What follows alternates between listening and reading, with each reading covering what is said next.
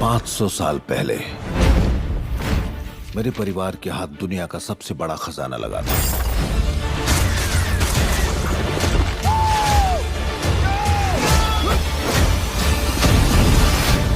तो हेलो दोस्तों, welcome back in my new video. तो हमेशा की तरह एक बार फिर से मैं आप सभी लोगों का स्वागत करता हूं हमारी एक और नई वीडियो में। तो गाइज यार, आज के टाइम पे हॉलीवुड मूवीज देखना तो हम में से हर किसी को पसंद है। तो इसीलिए आज मैं आपको हॉलीवुड की कुछ न्यू मजेदार top 10 new fantasy adventure movies और एक बहुत ही कमाल की वेब सीरीज के बारे में बताने वाला हूँ, जो की आपको अभी के टाइम पे हिंदी लैंग्वेज में देखने को मिल जाएगी। लेकिन वीडियो शुरू करने से पहले अगर आपको भी मेरी तरह हॉलीवुड मूवीज देखना पसंद है तो मेक श्योर आप हमारी चैनल को सब्सक्राइब करके पास में जो बेल आइकन है उसे ऑन करके ऑल पे सेट जरूर करना, ताकि हमारी हर नई वीडियो का नोटिफिकेशन आप सभी लोगों के पास सबसे पहले पहुंच सके। तुम्हें खिलौना बना के खेला जा रहा है।